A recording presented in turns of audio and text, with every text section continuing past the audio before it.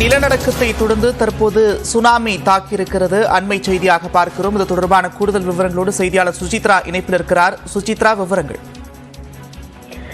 நந்தா, ஜப்பானில் இன்று காலை முதல் ஏற்பட்ட 21 தொடர் நிலநடுக்கத்தை அடுத்து தற்பொழுது ஜப்பானின் கடற்கரையோர பகுதிகளானது சுனாமியால் தாக்கப்பட்டுள்ளன.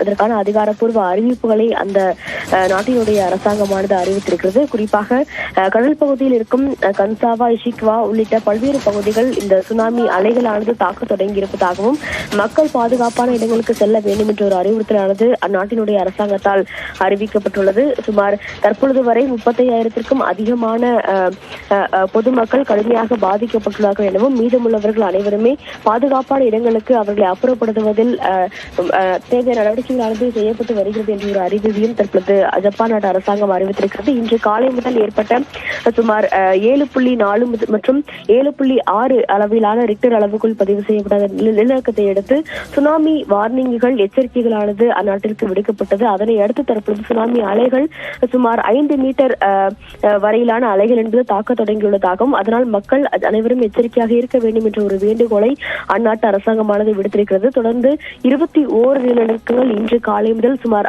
ரிக்டர் அளவுகளில் 4 முதல் 7.6 வரை பதிவாகி இருக்கிறது எனவும் இதனால் பொதுமக்கள் அனைவருமே அந்த நிலநடுக்க ஷெல்டர்களுக்கு செல்ல வேண்டும் என்ற ஒரு அறிவுறுத்தலையும் அந்நாட்டு அரசாங்கமானது அறிவுறுத்தியிருக்கிறது.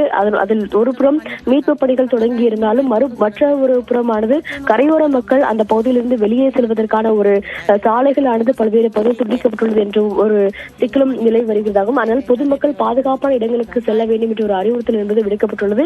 இந்தியாவை பொறுத்தளவில் ஜப்பானில் இருக்கும் இந்திய தூதரகத்தின் சார்பாகவும் சிறப்பு கட்டுப்பாட்டு மையங்களானது அமைக்கப்பட்டு அங்கு இருக்கும் இந்தியர்களுக்கு தேவையான உதவிகளை செய்வதற்கான ஏற்பாடுகளையும் இந்திய வெளியுறவுத்துறை அமைச்சகமானது தற்பொழுது முதற்கட்டமாக செய்துள்ளது.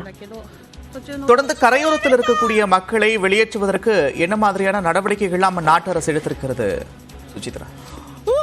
ஏற்கனவே பல்வேறு மக்கள், பல்லாயிரக்கணக்கான மக்கள் அந்த பகுதியில் இருக்கும் ஒவ்வொரு பகுதியில் அமைக்கப்பட்டுள்ள ஷெல்டர்களில் தற்காலிக முகாம்களில் அவர்கள் அழைத்து செல்லப்பட்டிருக்கிறார்கள். சுனாமி தாக்கும் எச்சரிக்கையானது விடுக்கப்பட்ட உடனேயே அனைவருமே பத்திரமான இடங்களுக்கு அழைத்து செல்லப்பட்டுள்ளதாகவும் இருந்தாலும் சுமார் 35,000 அதிகமான பொதுமக்கள் ஒரு கடற்கரையோர பகுதிகளில் சிக்கியுள்ளார்கள் என்ற ஒரு தகவலையும் அந்நாட்டு அரசாங்கமானது தெரிவித்திருக்கிறது. அவர்களை மீட்கும் பணியானது தற்பொழுது நடைபெற்று வருகிறது. மிக குறிப்பாக இஷிகாவா உள்ளிட்ட கடற்கரையோர நகரத்தை பொறுத்த அளவில் அங்கிருக்கும் மக்களானது கடுமையாக பாதிக்கப்பட்டுள்ளார்கள். சூசு சிட்டி ஆகிய 2 பகுதிகள் தான் கடுமையான தாக்கம் என்பது தற்பொழுது இருக்கிறது. மேலும் இஷிகாவா பகுதியில் இருக்கும் அந்த நியூக்ளியர் ரியாக்டர், அந்த பவர் பிளான்ட்டையும் எவ்வாறு அதனுடைய நிலைமையானது எவ்வாறு இருக்கிறது என்ற ஒரு ஆய்வையும் தற்பொழுது ஜப்பான் அரசாங்கமானது மேற்கொண்டு வருகிறது.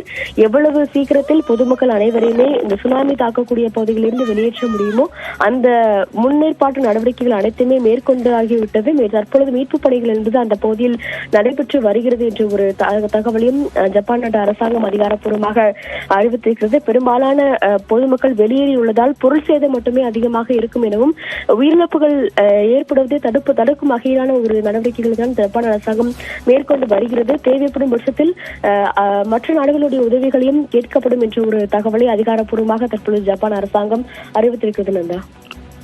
நன்றி சுசித்ரா, விரிவான விவரங்களுக்கு.